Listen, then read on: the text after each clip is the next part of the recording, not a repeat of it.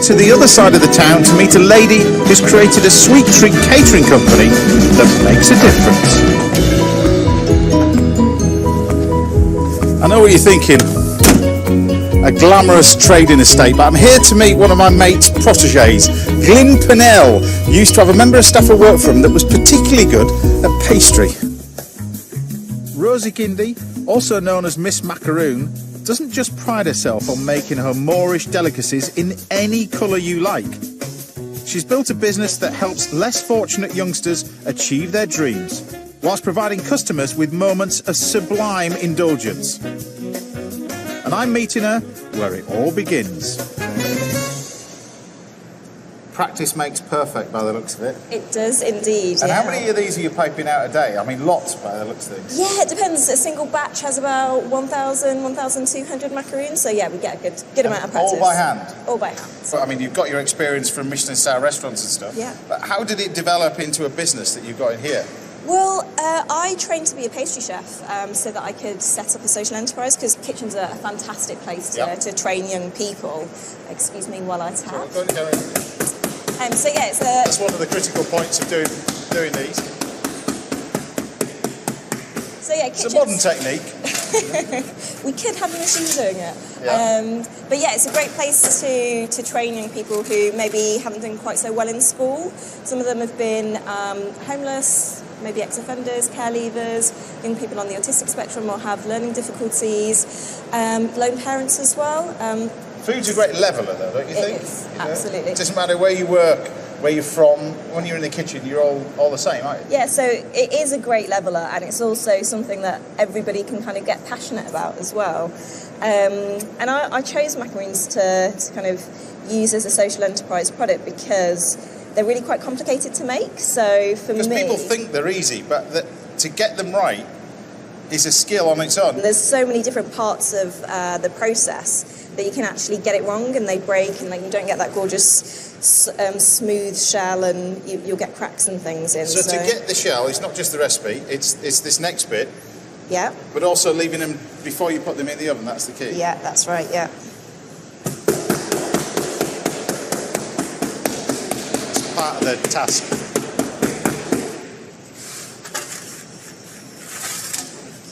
Oh, this is amazing, all the different colours you've got here. Because when I first started out training as a young kid, we never got flavours like this. It was basically plain flavour, and that was it, really. Because you also colour match it, don't you? You're the only macaroon place that colour matches. Yeah, so we're the only patisserie in the world that can Pantone match macaroons. So we match them within a 2 to 4% variance of any brand colours or your wedding colours. Any colour you want? Any colour you want. So can I have a go? So I have... Mate, can I do a tray that's not going to be sold? Yes, you can. So we've got you a... I'm going to make a complete fool of myself now. Yeah, you've got the idiot's one. Yeah, thanks very much for that. Yeah. So this is the idiot's guide to making macaroons. Go on then. There you go. So if you pipe to the red, you can tap it out and it'll get to the right size. Pipe to the red? Yeah. Thank you, chef. I'll race you.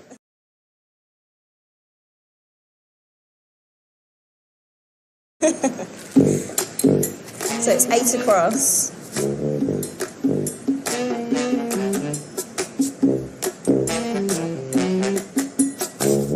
Rosie may have done this once or twice before. I think she's putting me to shame. Right, slow down a bit.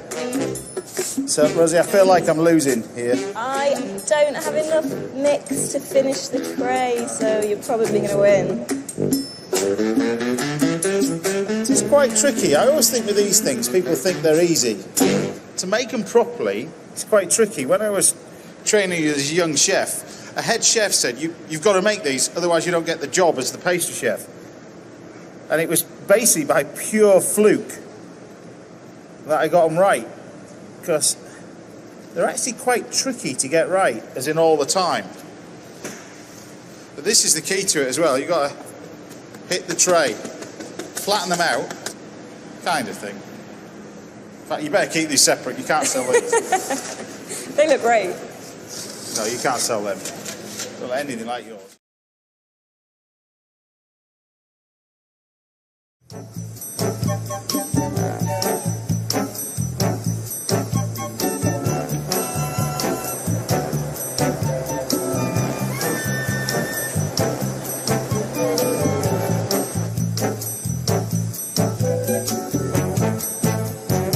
I've got to try one, so can you fill one for me to taste? Would you like to match one?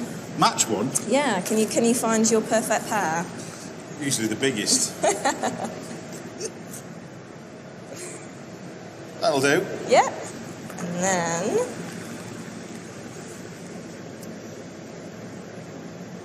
So what filling is this? This one is a vanilla ice cream. Do you bite into it or you just stuff it? Yeah, I just go straight in one. Rosie, you're a genius. They taste amazing. Rosie's macaroons don't just taste great, they're also eye-catching too. And that's why I'm using them for my next dish, which is a bit of a showstopper for any dinner party. This is a great, simple dessert, mainly because most of the hard work's been done. I'm going to use some of these macaroons as a little garnish to go with it. And this is a lemon and raspberry mousse. Now, I love this. It's so simple. So it starts off with full-fat cream cheese, and you want a good dollop of that in here. And double cream.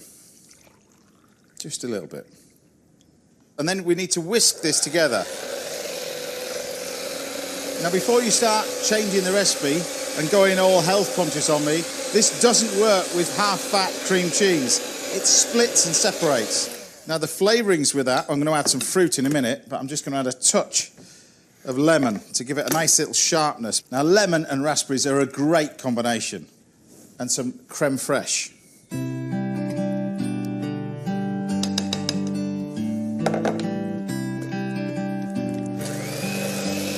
We want to mix this now till it starts to firm up. Should take about a minute.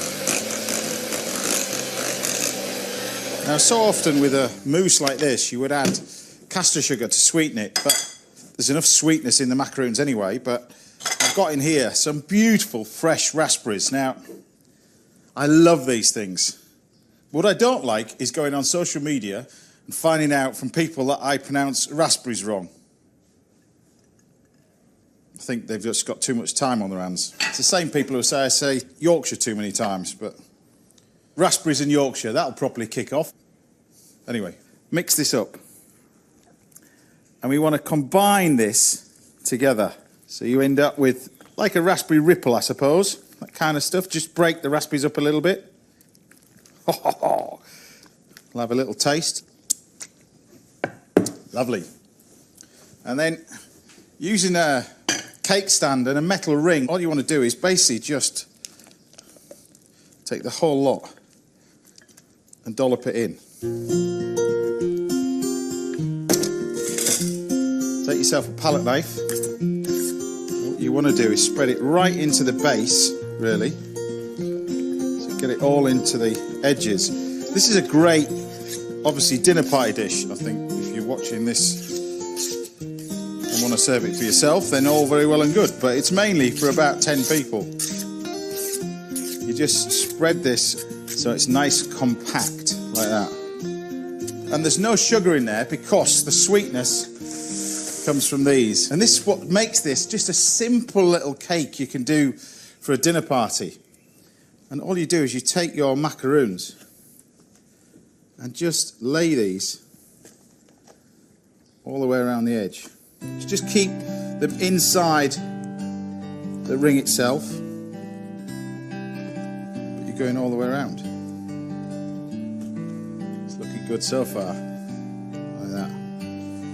Now you can pop this in the fridge if you wanted to. The macaroons will still be all right, but when you want to take the ring off, the best way to do that is to either use a hot cloth and you heat up the hot cloth around the edge, or you get yourself a blowtorch. Now you're heating up the metal ring, not the macaroons. Otherwise the amount of sugar that's in there, these will go up like a birthday cake. All the way around the edge. And then make sure all the macaroons are tucked in. And then we just lift off the metal ring.